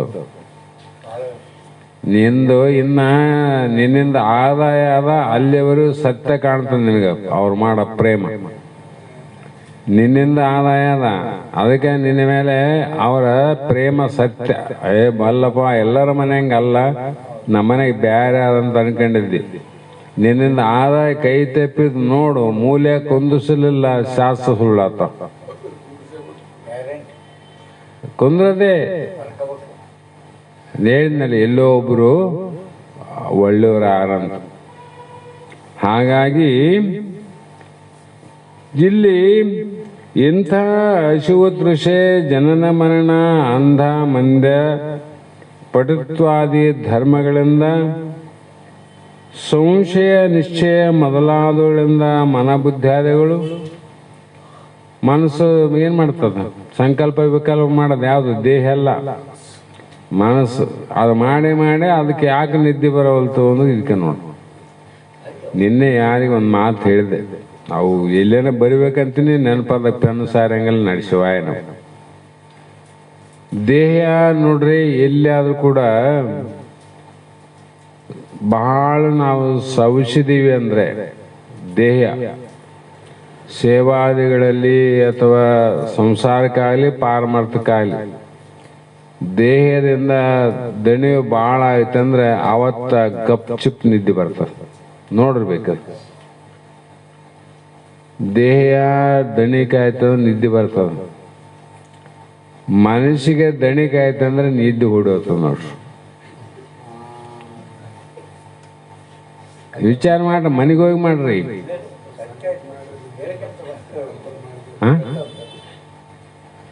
ದಣಕಂಡನ ಗಪ್ಪ ನಿದ್ದೆ ಮಾಡಕತ್ತಾರಂತಾರ. ಅದಕ್ಕೆ ದೇಹವನ್ನ ದಣಸ್ರಿ, ಮನಸ್ಸನ್ನ ನೋಯಿಸಕ್ ಹೋಗ್ಬಾರ್ದು. ಮನಸ್ಸು ಯಾವಾಗ ದಣಿತಿಲ್ಲ ನಿದ್ದೆ ಬರಂಗಿಲ್ಲ. ನಾವೇನು ಮಾಡಿವಿ, ಮನಸ್ಸನ್ನ ಹೊರಡಕ್ ಬಿಟ್ಟಿವಿ, ದೇಹವನ್ನ ಗಟ್ಟಿಯಾಗಿಟ್ಟಿವಿ. ನಮಗೆ ಭಾಳ ಚಂದ ನಿದ್ದೆ ಬರ್ಬೇಕಂದ್ರೆ ಹೆಂಗ್ ಬರ್ತದೆ ನಿದ್ದೆ? ಹಾಗೆ ಇಲ್ಲಿ ಕೂಡ ಏನು ಹೇಳ್ತಾರಂದ್ರೆ, ಇಂಥ ದಸ್ತ ಪುರುಷ ನೀನು. ನನ್ನ ಮನಸ್ಸಿನಿಗೆ ಏನಾದ್ರು ನೀನು ತಿಳಿತಿದ್ದಿಲ್ಲ. ನಿನಗೆ ಕಿವಿ ಕೇಳೋದು, ಕಣ್ಣು ಕಾಣಲಾರ್ದು ತಿಳಿತಿದ್ದಿಲ್ಲ, ಹೊರಗಿನ ವಿಷಯ ತಿಳಿತಿದ್ದಿಲ್ಲ, ಮತ್ತೆ ನಿನ್ನ ಬುದ್ಧಿಯಲ್ಲಿ ಏನಾದ ತಿಳಿತಿದ್ದಿಲ್ಲ. ಮತ್ತೆ ತಿಳಿಯವನು ನೀನು ಹೆಂಗಾತಿದ್ದವು? ಈಗ ಪುಸ್ತಕ ನಾ ತಿಳಿತೀನಿ ಅಂದ್ರೆ ಪುಸ್ತಕ ಬೇರೆ, ನಾನು ಬೇರೆ. ಪುಸ್ತಕನೇ ನಾನಾಗಿದ್ರೆ ಅಂತ ಹೇಳಕ್ ಬರ್ತದಿಲ್ಲ ನಾನು. ಅದಕ್ಕೆ ದೇಹಕ್ಕೆ ನಾನು ಸೊಕ್ಕಿ ನೋಡಪ್ಪ, ಈ ಭಾಳ ಸೊರಗಿನಿ, ವಯಸ್ಸಾಗ್ಯಪ್ಪ ನನಗೆ ಅಂತ ಅಂತಿದ್ದಂದ್ರೆ ತಿಳಿದ ಹೇಳ್ತಿಲ್ಲ. ತಿಳಿದ ಹೇಳ್ತಂದ್ರೆ ತಿಳಿಸಿಕೊಂಬ ದೇಹನೇ ಬೇರೆ ಆಯ್ತು, ನೀನು ಬೇರೆ ಇದ್ದಲ್ಲ, ಬೇರೆ ಇಲ್ಲ. ಒಬ್ಬನೇ ಈಗ ನಿಮ್ಮದೇ ನೀವು ಏನು ಹೇಳಂದ್ರೆ ಹೇಳ್ತಾರೆ. ನೀವು ಇಷ್ಟು ಮಂದಿ ಏನು ನಡೆದಂದ್ರೆ ಇಲ್ಲಿ ಬೇರೆ ಬೇರೆ ಇವಿ, ನೀವು ತಿಳಿದು ಹೇಳ್ತೀರಿ. ಹಂಗ ಇಲ್ಲಿ ಕೂಡ ಎನಿತು ತೋರ್ಕೆಗಳು ಅನಿತು ತಾನೆಲ್ಲವೆಂದನೆ ಕಾಣ್ಬ, ಸರ್ವ ದೃಕ್ಕಾನೆಂಬ ಘನದ ಅರಿವಿಂದೇ ನಿಧಿಧ್ಯಾಸನ ದಾಸನ ಅಹವ್ಯವೆನಿಸುವ ದೋಷವುಳ್ಳವನು ತಾನೇ ಅಂತ ಇಲ್ಲಿ ಹೇಳ್ತಾ ಬಂದ್ರು. ಅಂದ್ರೆ ಸರ್ವ ದೇಹಾದಿಗಳನ್ನ, ಜಗತ್ತನ್ನ, ಇಂದ್ರಿಯಾದಿಗಳನ್ನ, ಜನನ ಮರಣವನ್ನ, ಅಶಿವತೃಷೆಯನ್ನ ಮೊದಲುಗೊಂಡು ಎಲ್ಲ ತಿಳಿಯುವಂತವನ ದ್ರಷ್ಟಾಪುರುಷ ಅಲ್ಲ. ದೃಶ್ಯ ಅಂದ್ರೆ ಮೈಕು ಕಾಣ್ತದಿಲ್ಲ, ಅದು ನಾ ತಿಳಿದೆ. ಮತ್ತೆ ಇದು ಬೇರೆ, ನಾನು ಬೇರೆ ಇದ್ದೀನಿ, ಅದಕ್ಕೆ ತಿಳಿಯಕ್ ಬಂತು. ಅದ್ರಂಗ ನೀನು ದೇಹ ತಿಳಿತಿದ್ದಂದ್ರೆ ದೇಹ ಬೇರೆ ಅದ, ಇಂದ್ರಿಯಗಳು ತಿಳಿತಿದ್ದಿ ಇಂದ್ರಿಯ ಬೇರೆ ಅವ, ಹಸಿವು ತೃಷೆ ತಿಳಿತಿದ್ದಿ ಅವು ಬೇರೆ ಅವ. ಹೀಗೆ ತಿಳಿದು ನಿಧಿಧ್ಯಾಸನ ಹೊಯವೆನಿಸುವ ಅಂದ್ರೆ ನಿಧಿಧ್ಯಾಸನ ದೋಷವುಳ್ಳವನು ತಾನೆನಿಸುವನು ಅಂದ್ರು. ಅಂದ್ರೆ ಇಂಥ ಅಭಿಮಾನದ ಅರ್ಥದಲ್ಲಿ, ಎಲ್ಲಿ ನಿಧಿಧ್ಯಾಸನಲ್ಲಿ ನಾನು ಎಂಬ ಅಭಿಮಾನ ಇರ್ತದೆ, ಅದು ದೋಷನೇ. ನಾನೆಂಬುದೊಂದು ಮತ್ತೆ ನೀ ಬ್ರಹ್ಮ ಎಂಬುದೊಂದು ಎರಡಾಯ್ತಲ್ಲ, ಅಲ್ಲಿ ಆತ್ಮನಲ್ಲಿ ಎರಡಾದಿಲ್ಲ. ಅದಕ್ಕೆ ಬಹಳ ಸಲ ಹೇಳ್ತಾರೆ, ನಾನು ನೀನೆಂಬುದಳಿದು ತಾನು ಲಿಂಗದಲ್ಲಿ ಉಳಿದ ಶಿವಯೋಗಿ ಸತ್ತು ಪುಟ್ಟವನೇ ಸರ್ವಜ್ಞ. ಅಲ್ಲಿ ನಾನಿಲ್ಲ ನೀನಿಲ್ಲ, ಏನದ ಬರೇ ಬೈಲ, ಬರೇ ಬೈಲಲ್ಲಿ. ಅಂದ್ರೆ ಅರ್ಥ ಏನು? ಬೈಲು ಜಡದ ಆನಂದ ಅನುಭವ ಅದ್ ನೋಡ್ರಿ. ಬೈಲು ಜಡ ಆನಂದ ಅದ ಬೈಲಿಗೆ. ಬೈಲಿನಲ್ಲಿ ಆನಂದ ಇತ್ತು ಅಂದ್ರೆ ಮನೆಗೆ ಒಬ್ರು ಇರ್ತದಿಲ್ಲ. ಮುಂಜಾನೆ ಎದ್ದು ಕುರಿಗಳು ಹೋದಂಗೆ ಎಲ್ಲ ಅಡಿಗೆ ಹೊಡೆದು ಬಿಡ್ತಿದ್ರು. ಬೈಲಿಗೆ ಆದ ಅಂದ್ರೆ ಆನಂದ ಅಂದ್ರೆ ಎಲ್ಲಿ ಅದ? ನಿನ್ನಲ್ಲಿ ಅದ. ನಿನ್ನಲ್ಲಿ ಆದ ಆನಂದ ಅದ. ಸುಮ್ಮನೆ ಹುಡುಕ್ಯಂತ ಹೊಂಟಿದ್ದಂತ. ಹುಡ್ಯಾಕೆ ಹುಡುಕಾಗತ್ತಾನ ಅಂದ್ರೆ ಅವನಿಗೆ ನನ್ನೆಲ್ಲ ಅಂತ ಗೊತ್ತಿಲ್ಲಲ್ಲ. ಕಸ್ತೂರಿ ಮೃಗದ ಹಣೆ ಬರಾಗ್ಯಾರ. ಆ ಕಸ್ತೂರಿ ಮೃಗದ ಒಡಲೋಳು ಅಂದ್ರೆ ತನ್ನ ನಾಭಿಯಿಂದ ಕಸ್ತೂರಿ ವಾಸನೆ ಬರ್ತದೆ. ಅದು ಬಹಳ ವಿಚಿತ್ರ ವಾಸನೆ ಅಂತಾರೆ. ಅದು ಓಡಾಡ್ತದ, ಎಲ್ಲಿಯದು ಹೋದಂಗೆಲ್ಲ ಮುಂದೆ ವಾಸನೆ ಬರದೆ. ಆ ವಾಸನೆ ಇಲ್ಲದಂತ ತಿರುಗಾಡಿ ತಿರುಗಾಡಿ ತಿರುಗಾಡಿ ಕಾಣಲಾರ್ದ ಬಂದು ದಣಕಂಡು ಕಾಲು ಮುಳ್ಳು ಮಾಡ್ಕೊಂಡು ಮುಖ ನಾವಿ ಸಮೀಪ ಮಾಡ್ಕೊಂಡು ಒಳಗೆ ಮಾಡಿ ಮಕ್ಕಂತ. ಅವಾಗ ಗೊತ್ತಾಯ್ತದಕ್ಕೆ ಇಲ್ಲೇ ಬರ್ತದೆ ಇಲ್ಲಿ ವಾಸನೆ ಅಂತ. ಇಲ್ಲೇ ಬರಕತ್ತ ವಾಸನೆ ಇಲ್ಲೇ ಅಂತ ಹುಡುಕಾಡಿದಾಗ ತನ್ನ ನಾಭಿಯಿಂದನೇ ಬಂತು. ಅದು ಗೊತ್ತಾಗಲಾರ್ದ ಎಲ್ಲ ಕಡೆ ತಿರುಗಾಡ ಬಂತಿಲ್ಲ. ನಮ್ಮನೆ ಬರ ಅಷ್ಟೆ. ಆನಂದ ನಮ್ಮಲ್ಲೇ ಆದ. ಮತ್ತೆ ನಿದ್ದೆಗೆ ಹಂಗಾಯ್ತು ಆನಂದ.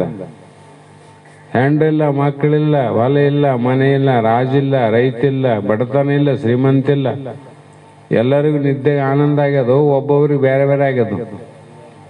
ಮತ್ತೆ ಆನಂದ ಹೆಂಗಾಯ್ತು? ನಿಮ್ಮಲ್ಲಿ ಇದ್ದದಕ್ಕಾಯ್ತು ಅಂತ ಎಲ್ಲಿದ್ದಾನೆ ತಂದ್ರೆ? ನಮ್ಮ ಆನಂದ ಸ್ವರೂಪನೇ. ಆ ಸ್ವರೂಪ ನಾವು ಮರ್ತೀವಿ. ಅದನ್ನ ತಿಳ್ಸಕ್ಕ ಗುರು ಬೇಕಾಗಿದೆ. ಗುರು ಯಾಕೆ ಬೇಕಾಗ್ಯದ? ಅದಕ್ಕಲ್ಲ.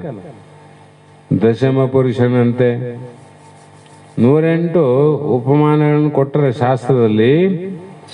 ಅದಕ್ಕಾಗಿ ಜಡ ದೃಶ್ಯ ಆತ್ಮನು ಮೇಣು ಅಜಡ ಅದೃಶ್ಯ ಆತ್ಮನು ಜಡ ಅಜಡ ರಹಿತ ಆತ್ಮನೆಂಬಿ 3 ಜಡಭಾವ ಅಳಿದು ಉಳಿದ ಇರುವೆ ದೋಷದಳು ಒಂದು ತೊಡರದೆ ಪದವದು ನಿಜ ತತ್ವ. ನಿಜವಾದ ಯಾವದಪ್ಪ ಅಂದ್ರೆ ಜಡ ದೃಶ್ಯಾತ್ಮನು. ಈ ದೇಹಗಳು ಜಡವಿಲ್ಲ, ಮತ್ತೆ ದೃಶ್ಯ ಕಾಣ್ತಾವಿಲ್ಲ. ನನ್ನ ದೇಹ ಜಡ ಅದ, ಮತ್ತೆ ಇನ್ನೊಬ್ಬರಿಗೆ ಕಾಣ್ತದ. ಮತ್ತೆ ನೀನ್ ಹೆಂಗಿದ್ದಿ? ಅಜಡ ಅದೃಶ್ಯ ಇದ್ದಿ. ಒಳಗ ನೀನಿದ್ದಲ್ಲ ಪರಮಾತ್ಮ. ಕಾಣ್ತದೇನೆ ಯಾರಿಗೇನು?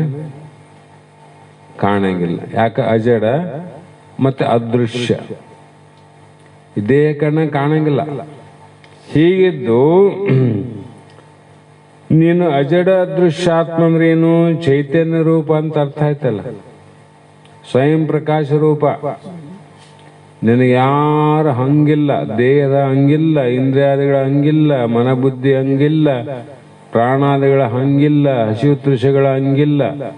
ಇವೆಲ್ಲ ದೇಹಕ್ಕೆ ನಿನಗೆ ಯಾಕೆ ಬರ್ತವು ಅಂತ ತಿಳ್ಕೊಂಡು ಜಡ ಅಜಡರಹಿತಾತ್ಮನು, ಇಲ್ಲಿ ಜಡ ಅಜಡ ಅನ್ನುವಂಥ ಎರಡೂ ಬೇರೆಯಾಗಿರುವನು ಅಂತ ಅನ್ನುವ ಭಾವ ಕೂಡ ಹೋಗಂದ್ರು. ಇಲ್ಲಿವರೆಗೆ ಜಡ ದೇಹ ನಾನಂದೆ, ಈಗ ಜಡವಾದ ದೇಹ ನಾನಲ್ಲ, ಅಜಡವಾದ ಚೈತನ್ಯ ನಾನಂತ ಕುಂತ್ರೆ ಆ ಚೈತನ್ಯ ಒಂದಾಯ್ತು, ಆತ್ಮ ಒಂದಾಯ್ತು. ಅದಕ್ಕಾಗಿ ಈ ಜ್ಞಾನಗಳು ಭೇದದಿಂದ ಕೂಡ್ಯಾವ. ಜಡ ಅಜಡ ಅಂತಕ್ಕಂಥವು ಭೇದದಿಂದ ಅಂತ. ಅರ್ಥಾತ್ ಈ ಮೂರು ದೋಷಗಳು ಎದಕ್ಕೆ ಬಂದವು ಅಂದರೆ ತಾಮಸ ಗುಣ, ರಜೋಗುಣ, ಸಾತ್ವಿಕ ಗುಣದಿಂದ. ಆ ಕಾರಣ ಈ ಮೂರು ಕೂಡ ಜಡ ಅವ. ಅದಂಗ ಸಾಧ್ಯ ಆದ್ರಿ? ಜೋಳ ಬಿತ್ತರಿ, ಜೋಳ ಜಡ ಅದಿಲ್ಲ, ಆದ್ರೆ ಬೆಳೆ ಬರ್ತದ್ರಿ, ಅದು ಜಡ ಅದಿಲ್ಲ. ಅದ್ರಾಗ ಬೆಳೆ ಬಂತಲ್ಲ, ಅದಕ್ಕೆ ಚೇತನ ಅದೇನು, ಅವು ಜಡನೆ ಅಂದಾಗ ಜಡದಿಂದ ಕಾರಣವಾದ ದೋಷಕ್ಕೆ ಕಾರಣವಾದ ಗುಣಗಳಾವಲ್ಲ ಮೂರು, ಅವೇ ಜಡ ಅಂತ ಅರ್ಥ. ಅವನು ಜಡನೆ, ಅವು ಜಡವಲ್ಲ. ಹಾಗಾಗಿ ಇವು ಮೂರನ್ನ ನೀನು ತಿಳಿಯುವ ಕಾರಣದಿಂದ ಇವು ನಿನ್ನ ನಿಜವಾದ ಆತ್ಮಸ್ವರೂಪ ಅಲ್ಲ, ಆತ್ಮಸ್ವರೂಪ ಅಲ್ಲ. ಹಾಗಾಗಿ ಈ ಮೂರು ದೋಷಗಳು ನಾಶವಾದ ಮೇಲೆ ನಾನು ನೀನೆಂಬ ಭೇದ ನಾಶ ಆಗ್ಬೇಕು ನೋಡಲ್ಲಿ. ಎಲ್ಲವನ್ನ ತಿಳಿದು ಅಳಿದು ಉಳಿದ ಉಳಿಮೆ ಏನದ ಅದೇ ನೀನು ನೋಡೋದು, ಅದೇ ನಾವು. ಈ ರೀತಿ ಅದೇನಾದ ನಿರ್ಗುಣ ರೂಪ ಆಯ್ತು ನೋಡ್ರಿ. ಇವೆಲ್ಲ ಸಗುಣ ಕಾಣ್ತಾವಿಲ್ಲ, ಇವು ಕಾಣ್ತಾವಂದ್ರೆ ಕೆಲವು ನಿನ್ನ ಜ್ಞಾನಕ್ಕೆ ಕಂಡ್ರು ಕಣ್ಣಂಗೆ, ಕೆಲವು ಕಣ್ಣಿಗೆ ಕಾಣವ, ಕೆಲವು ಏನದ ಸೂಕ್ಷ್ಮವಾಗಿ ಇಂದ್ರಿಯಾದಿಗಳಿಗೆ ಗೋಚರ ಆಗ್ತದೆ. ಹಾಗಾಗಿ ಅದು ಯಾವ ದೋಷಗಳಿಂದಲೂ ಕೂಡಿಲ್ಲ. ಅದು ನಿರ್ಗುಣ ಏನದ, ಅದಕ್ಕೆ ಯಾವ ದೋಷ ಇಲ್ಲ. ಬಯಲಿಗೆ ದೋಷ ಇಲ್ಲ ನೋಡ್ರಿ, ಮಠದ ಒಳಗೆ ಬೈಲಾದ ದೋಷ ಇಲ್ಲ. ಆದ್ರೆ ಮಠದೊಳಗೆ ಗೋಡೆ ಆದ ದೋಷ ಇರಲಿ, ಮಠದೊಳಗೆ ಮಹಾತ್ಮರು ಫೋಟೋ ಅವಲ್ಲ, ಅದಕ್ಕೆ ಯಾಕೆ ಬರ್ತದ ದೋಷ? ಬರ್ತಾವಿಲ್ಲ, ಫೋಟೋ ಒರೆಸ್ತೀವಿಲ್ಲ ತಿಂಗಳಿಗೊಮ್ಮೆ. ಗಾಡಿಗೆ ಬರಲ್ಲಪ್ಪ, ದೇವ್ರಿಗೆ ಯಾಕೆ ಬರೋದು ಬರ, ಆದ್ರೆ ಬೈಲಿಗೆ ಬರಂಗ ನೋಡು. ಅಂದ್ರೆ ಬೈಲಿಗೆ ನಿರ್ಭಯ ಅಂತ, ನನಗೆ ಯಾವ ಸಂಬಂಧ ಇಲ್ಲ. ಹಾಗೆ ಯಾವ ದೋಷವಿಲ್ಲದ ಬಯಲು ಹೇಗೆ ನಿರ್ಗುಣ ಸ್ವರೂಪ ಉಂಟು, ಅದೇ ನಿನ್ನ ಸ್ವರೂಪ. ಉಳಿದ ಉಳಿಮೆ ಅದು. ಅದನ್ನು ಯಾವ ಕಣ್ಣಲ್ಲಿ ನೋಡಿದೆ ಬ್ರಹ್ಮ ಅಂತ. ಅದು ಹೆಂಗೆ ನೋಡಿದಪ್ಪ ಅಂದರೆ ಅದೇ ಶ್ರುತಿ ಗುರುಗಳ 3 ಪ್ರಮಾಣ ಹೇಳಿದ್ರಲ್ಲ, ಅದರಿಂದನೇ ತಿಳಿದಂಥದ್ದು. ಅದಕ್ಕಾಗಿ ಆತ್ಮನಲ್ಲಿ ದೋಷತ್ರಯ ನಿರೂಪಣೆ, ನಿರಾಕರಣೆ. ಆತ್ಮನಲ್ಲಿ ಯಾವ ದೋಷ ಇಲ್ಲ, ದೇಹದಲ್ಲಿ ದೋಷ ನೋಡ್ರಿ. ಮನಸ್ಸಿನಲ್ಲಿ ದೋಷ, ಬುದ್ಧಿಯಲ್ಲಿ ದೋಷ, ಇಂದ್ರಿಯಾದಿಗಳಲ್ಲಿ ದೋಷ, ನಾಡಿಯಲ್ಲಿ ದೋಷ, ಜಠರದಲ್ಲಿ ದೋಷ, ಎಲ್ಲ ಕಡೆ ದೋಷ. ಆತ್ಮನಿಗೇನ ದೋಷ? ಅದೇ ನೀನು ಅಂತ ತಿಳ್ಕೊಂಡಾಗ ಇದು ನಿಜವಾದ ಜ್ಞಾನಕ್ಕೆ ನಿನ್ನ ಸ್ವರೂಪ ತಿಳಿದುಕೊಂಡು ಮುಕ್ತನಾಗಲಿಕ್ಕೆ ಸಾಧ್ಯ ಇದೆ ಅಂತ ಇಲ್ಲಿವರೆಗೆ ಹೇಳಿದರು. ಈಗ ಇವತ್ತಿನ ವಾಕ್ಪುಷ್ಪವನ್ನು ಗುರು ಸನ್ನಿಧಿಗೆ ಸಮರ್ಪಿಸಿ ನಾವು 22ನೇ ತಾರೀಕಿಗೆ ಹುಬ್ಬಳ್ಳಿಯಿಂದ ಗುರುಗಳು ಫೋನ್ ಮಾಡಿ ತಾವು ಕಾರ್ಯಕ್ರಮಕ್ಕೆ ಬರಲೇಬೇಕಂತ ಅಪ್ಪಣೆಯನ್ನು ಮಾಡ್ಯಾರ.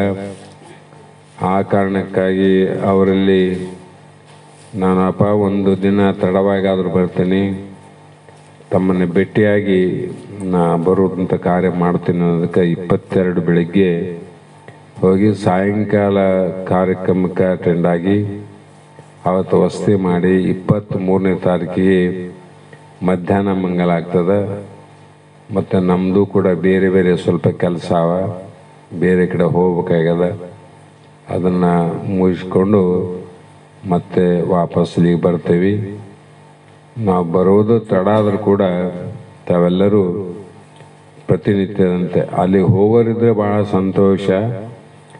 ಹೋಗದೆ ಬರಲಿಕ್ಕೆ ಆಗದೆ ಇದ್ದು ಇಲ್ಲೇ ಇದ್ದವರು ಒಬ್ಬರೇ ಇರಲಿ, ಇಬ್ಬರೇ ಇರಲಿ, 4 ಜನ ಇರಲಿ, ಆ ಶಾಸ್ತ್ರವನ್ನು ಮುಂದುವರಿಸಿ ಅಂತಕ್ಕಂಥ ಮಾತನ್ನು ಹೇಳಿ ಇವತ್ತಿನ ಶಾಸ್ತ್ರಕ್ಕೆ ಮಂಗಲವನ್ನು ಹೇಳೋಣ.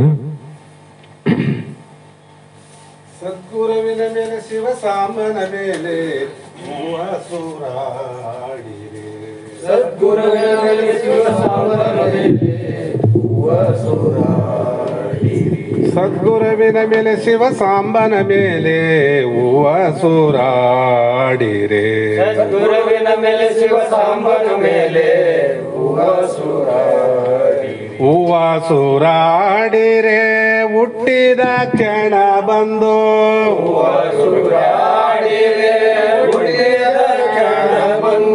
ದೇವರೆಂದೆನಿಸಿದ ದೇವರೆಂದೆನಿಸಿದ ಜೀವನ್ಮುಕ್ತನ ಮ್ಯಾಲ ಮೂವಸೂರಾಡಿರೆ. ಸದ್ಗುರುವಿನ ಮೇಲೆ ಶಿವ ಸಾಂಬನ ಮೇಲೆ ಮೂವಸೂರಾಡಿರೆ. ಒಳವರಗನ್ನದೆ ಒಳವಚಿ ಜ್ಯೋತಿಗೆ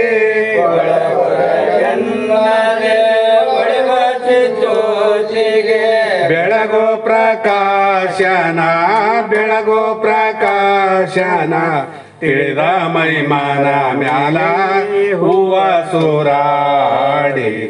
ಸದ್ಗುರುವಿನ ಮೇಲೆ ಶಿವ ಸಾಂಬನ ಮೇಲೆ ಮೂವಸೂರಾಡಿರೆ. ಷಟಸ್ಥಲ ಬ್ರಹ್ಮಗೆ ಷಡ್ವರ್ಣಾತೀತಗೆ ಬ್ರಹ್ಮಗೆ ಷಡ್ವರ್ಣಾತೀತಗೆ ನುಡಿಯೋ ಪಂಚಾಕ್ಷರಿ ನುಡಿಯೋ ಪಂಚಾಕ್ಷರಿ ದೃಢ ಭಕ್ತಿ ಗುರುವಿನ ಮ್ಯಾಲ ಮೂವಸೂರಾಡಿರೆ. ಸದ್ಗುರುವಿನ ಮೇಲೆ ಶಿವ ಸಾಂಬನ ಮೇಲೆ ಮೂವಸೂರಾಡಿರೆ.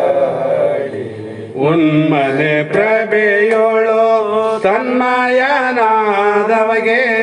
ಉನ್ಮನೆ ಪ್ರಭೆಯೋಳು ತನ್ಮಯನಾದವಗೆ ಚೆನ್ನಾಗಿ ಬೆಳಗಿರೆ ಚೆನ್ನಾಗಿ ಬೆಳಗಿರೆ ಚಿನ್ಮಯ ಶಿವನಂದರ ಮ್ಯಾಲ ಮೂವಸೂರಾಡಿರೆ.